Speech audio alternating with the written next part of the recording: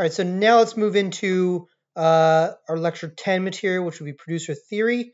And essentially what producer theory is we're looking at the decision that firms have to make and how they approach their decisions. So typically we want to think about firms as either maximizing profits or minimizing costs, or some combination thereof. Um, so I'm going to provide you the framework for how to think about the firm problem, the different definitions um, that provide a little context for how firms should be thinking. So, are they minimizing their average variable costs? Are they minimizing their average fixed costs? Things like that. Like different terms for basically their types of profit, the types of revenue, the types of cost, whether it's long run or short run. All those kind of factor into how a firm should think. And what producer theory does is it provides a grounded framework for um, context on where those variables stand to optimizing the firm's decision. Okay, so if that doesn't seem all that clear right now, basically the idea is that we're just coming up with a theory for the firm, so that they can make the best possible decisions. That's all you need to know. And then the different jargon, the different slang, will play out in the course of this lecture. Okay, so obviously you shouldn't know what average fixed cost is just yet, like that kind of thing. All right, so let's move into the roadmap. So we're going to start with a setup of producer theory, just some basic definitions.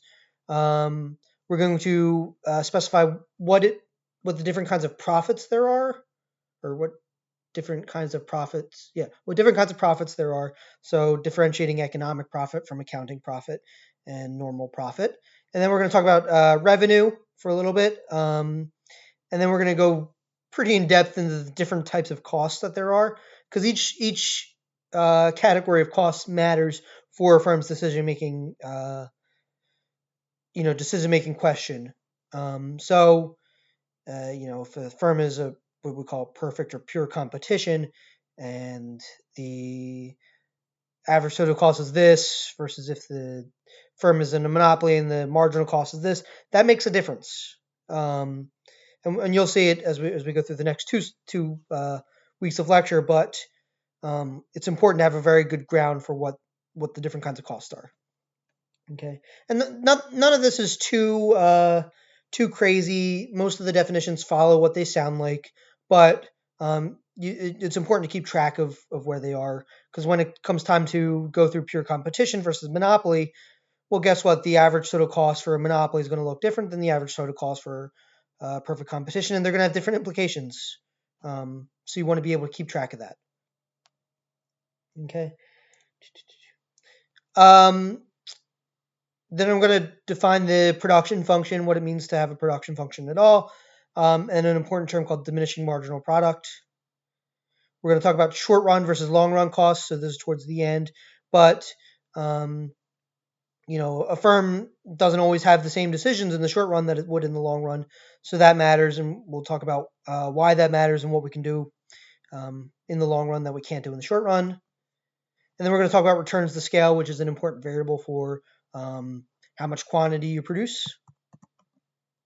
And then finally, we're going to cap off with the different kinds of market types there are. So pure competition, oligopoly, monopolistic competition. I'm missing one. Oh, monopoly. Those all matter. And we touched on them in decent depth in, I think it was like lecture 2 or 3. But we're going to go through in more depth, particularly monopolistic competition and monopoly and pure competition. We did actually do a lot of oligopoly when we were doing the modeling lecture. And there's also a journal on oligopoly. So I was comfortable kind of slicing that out for what happened last week. So I had to make a decision on what to cut, and oligopoly seemed like a thing that I'd already covered enough, so I'm not going to cover that in too much depth. Though there are discussion questions on monopsony and oligopoly and monopolistic competition and monopoly and antitrust all in that last week. It kind of touches a little bit of everything. Um, so the last discussion thread that I posted on Saturday night would have all that. So I encourage you, if you need an extra discussion thread, which a lot of you did, so I added one.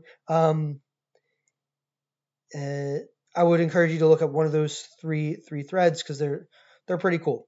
And they're relevant. A lot of it's stuff that's unraveling today, or this year, still ongoing, like the Google antitrust case. So I encourage you to look at that. Okay.